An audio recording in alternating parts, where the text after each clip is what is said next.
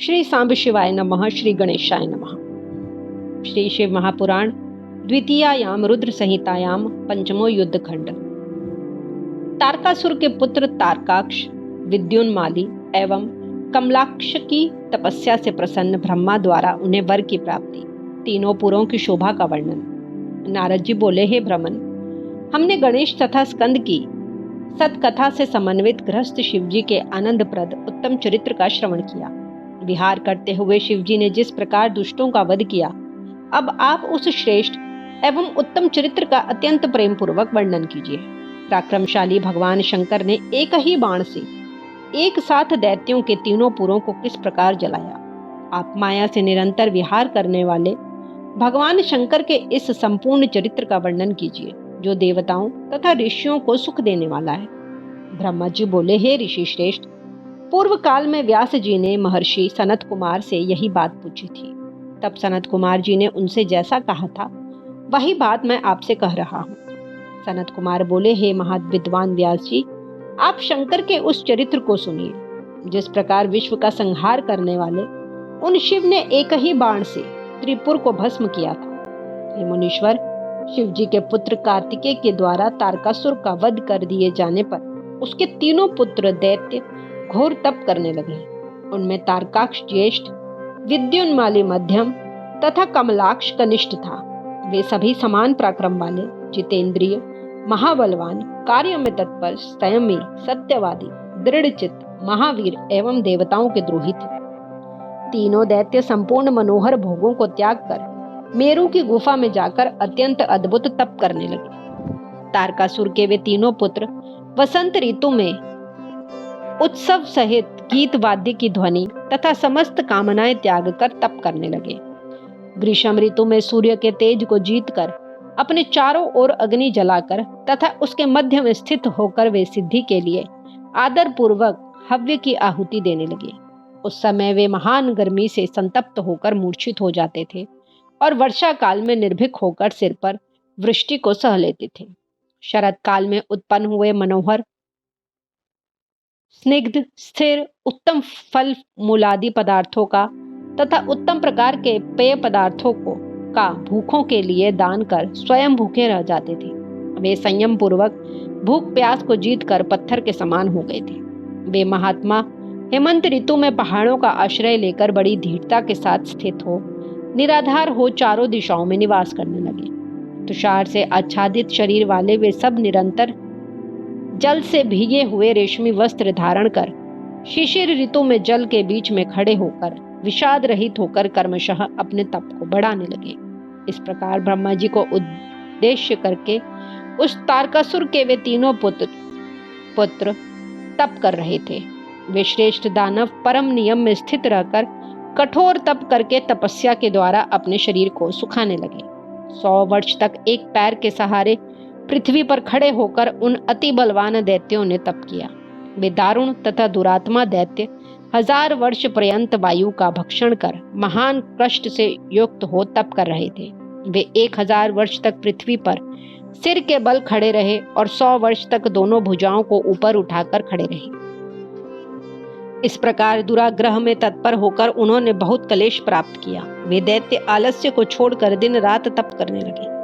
हे महामुने, इस प्रकार धर्म पूर्वक तप करते हुए तथा ब्रह्मा जी में मन लगाए हुए उन तारका पुत्रों का बहुत समय बीत गया, ऐसा मेरा विचार है। उसके बाद सुरासुर के महान गुरु तथा महायशस्वी ब्रह्मा जी उनके तप से संतुष्ट हो गए और उन्हें वर देने के लिए प्रकट हुए। उस समय सभी प्राणियों के पितामह ब्रह्मा जी मुनियों, देवगणों और असुरों के साथ वहां जाकर सांत्वना देते हुए उन सभी से यह वचन कहने लगे, हे महादैत्यों, मैं तुम लोगों के तप से प्रसन्न हो गया हूँ।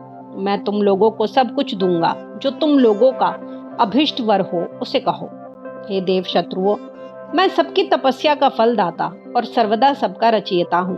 अतः बताओ कि तुम लोगों ने अत्यंत कठिन तप किस उद्देश्य से किया है। सनत कुमार बोले, उनकी यह बात सुनकर उन सब ने हाथ जोड़कर पितामह को प्रणाम करके फिर धीरे धीरे अपने मन की बात कही। दैत्य बोले, हे देवेश, यदि आप प्रसन्न हैं और हमें वर देना चाहते हैं तो हमें सब प्राणियों में सभी से अवध्यत्व प्रदान दीजिए। हे जगन्नाथ, आप हमें स्थिर कर दें और हमें जरा, रोग एवं मृत्यु आदि कभी भी प्राप्त न हो। हम सभी अजर अमर हो जाएं, ऐसा हमारा विचार है।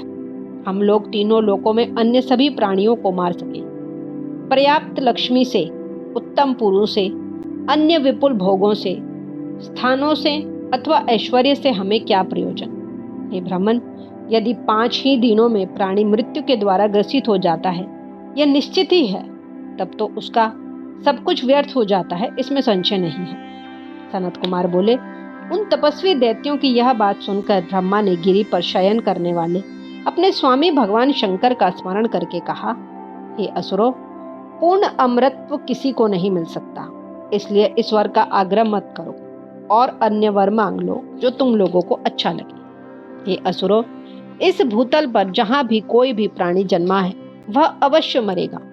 काल के भी काल भगवान शंकर तथा श्री हरि के अतिरिक्त इस जगत में कोई भी प्राणी अजर अमर नहीं हो सकता, क्योंकि वे दोनों धर्म अधर्म से परे हैं तथा व्यक्त और अव्यक्त हैं। यदि जगत को पीड़ा पहुंचाने के लिए तप किया जाए तो उसका फल नष्ट समझना चाहिए, अतः उत्तम उद्देश्य के लिए किया गया तप सफल होता है। हे अनग, तुम लोग स्वयं अपनी बुद्धि से विचार करके जिस मृत्यु का अतिक्रमण दुर्लभ एवं सुधाय है और देवता तथा असुर भी ऐसा नहीं कर सके, ऐसे मृत्यु के अतिरिक्त अन्य वर मांगो। तुम लोग सत्व गुण का आश्रय लेकर अपने मरण का हेतुभूत कोई वर मांगो तथा उस हेतु से अपनी अपनी रक्षा का उपाय अलग अलग रूप से करो, जिससे तुम्हारी मृत्यु ना हो। सनत कुमार बोले, ब्रह्मा का वचन सुनकर वे एक मुहूर्त तक ध्यान में स्थित रहे। इसके बाद विचार कर लोक पितामह ब्रह्मा से कहने लगे, हे भगवान, हम लोग यद्यपि पराक्रमशील हैं, किंतु हमारे पास कोई ऐसा स्थान नहीं है जिसमें शत्रु प्रवेश न कर सके और वहां हम सुख से निवास कर सकें। अतः आप ऐसे 3 नगरों का निर्माण कराकर हमें प्रदान कीजिए जो परम अद्भुत, सभी संपत्तियों से परिपूर्ण और देवताओं के लिए सर्वथा अनतिक्रमणीय हो। हे लोकेश, हे जगत गुरु, इस प्रकार हम लोग आपकी कृपा से इन तीनों पुरों में स्थित होकर इस पृथ्वी पर विचरण करेंगे। तत्पश्चात तारकाक्ष बोला, जो देवगणों से भी अभेद्य हो, इस प्रकार का मेरा सुवर्णमय पुर विश्वकर्मा बनाए।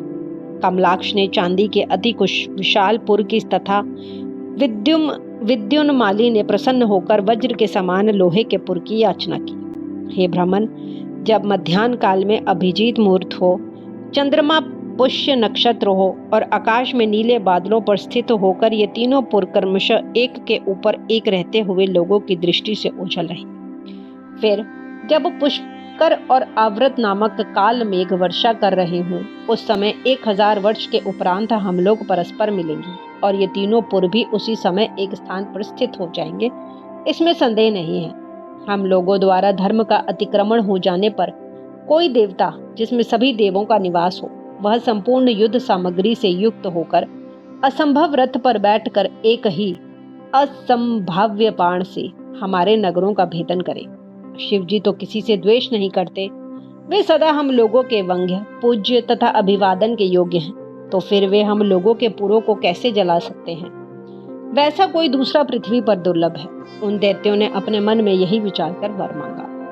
सनत कुमार बोले, हे व्यास जी, उनका यह वचन सुनकर सृष्टि करने वाले लोक पितामह ब्रह्मा ने शिव जी का स्मरण करते हुए उनसे कहा, ऐसा ही होगा। उसके बाद उन्होंने मय को आज्ञा दी कि हे मय, तुम सोने, चांदी और लोहे के 3 नगरों का निर्माण कर दो। उनके समक्ष मय को यह आज्ञा प्रदान कर ब्रह्मा जी उन तारक पुत्रों के देखते देखते अपने धाम स्वर्ग लोक को चले गए। तदनंतर धैर्यशाली मय ने बड़े प्रयत्न के साथ तारकाक्ष के लिए सोने का, कमलाक्ष के लिए चांदी का तथा विद्युन्माली के लिए लोहे का पुर बनाया और 3 प्रकार का दुर्ग भी बनाया।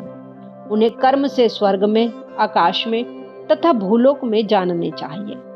उन असुरों को तीनों पुर देकर मय ने स्वयं भी उनके हित की इच्छा से उस पुरी में प्रवेश किया। इस प्रकार तीनों पुरों को प्राप्त कर महाबली तथा पराक्रमशाली वे तारकासुर के पुत्र उनमें प्रविष्ट हुए और सभी प्रकार के सुखों का भोग करने लगे। कल्प वृक्षों से व्याप्त, हाथी घोड़ों से युक्त, नाना प्रकार की अट्टालिकाओं तथा मणियों से परिपूर्ण वे नगर सूर्यमंडल के समान देदीप्यमान चारों ओर मुख वाले, चंद्रमा के समान तथा पद्मराग मणियों से जटित विमानों से सुशोभित थे। उन पुरों में कैलाश पर्वत के शिखर के समान ऊंचे ऊंचे मनोहर महल तथा गोपुर बने हुए थे। दिव्य देवांगनाओं, गंधर्वों, सिद्धों तथा चारणों से वह पुर पूर्ण रूप से भरा हुआ था। उनमें प्रत्येक घर में शिवालय तथा अग्निहोत्र कुंड बने हुए थे। शास्त्र वेत्ता एवं शिव भक्त ब्राह्मण उन पुरों में सदा निवास करते थे।